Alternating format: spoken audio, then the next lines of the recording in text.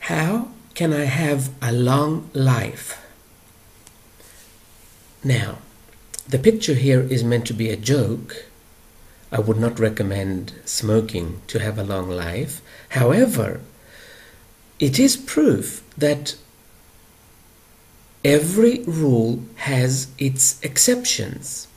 There is an exception to every rule, and this little old lady proved it. Now, back to how can I have a long life? We are not going to talk about nutrition or exercise. We know all these things. Let's look at it from a metaphysical point of view. The easiest way to have a long life is to have healthy thoughts, and thoughts that are focused on life and living.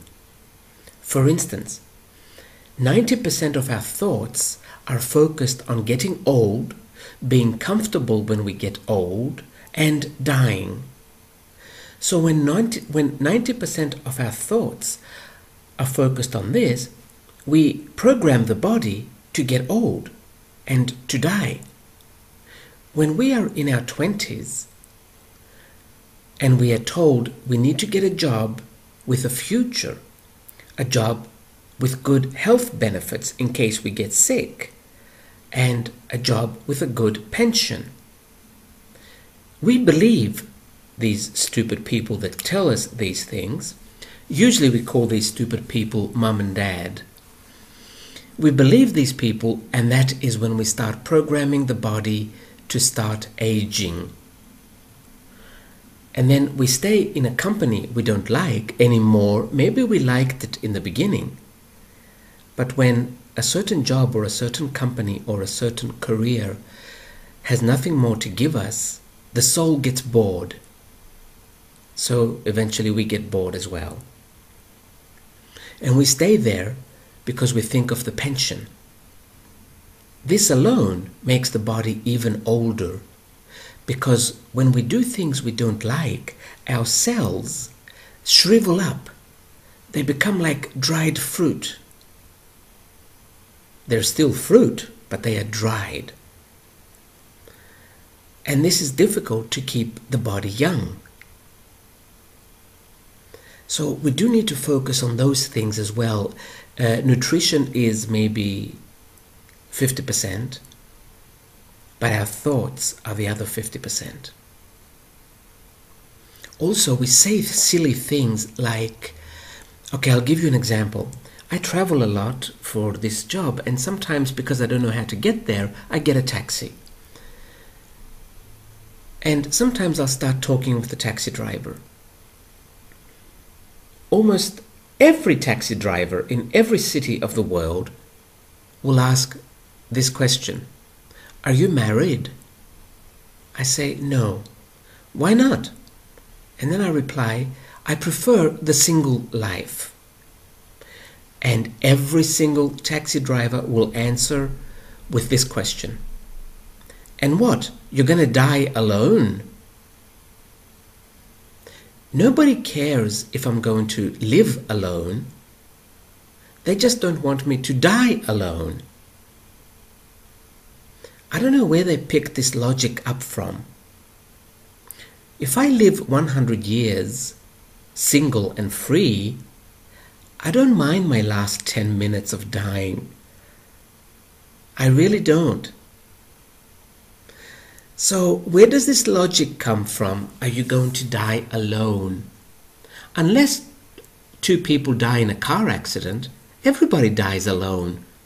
So many times we die and no one is there. Unless two people die in the same car accident, sorry.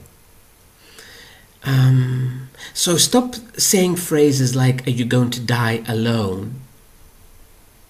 And say, no, I'm going to live alone. When death comes, I don't care how I die. I only care how I live. Focus on live rather than die. And this way, you're programming your body that it is meant to live. Because now, we always program our body that it is meant to die. that it has come here for old age and death.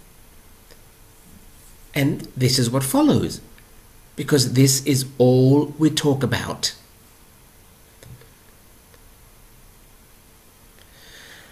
So yes,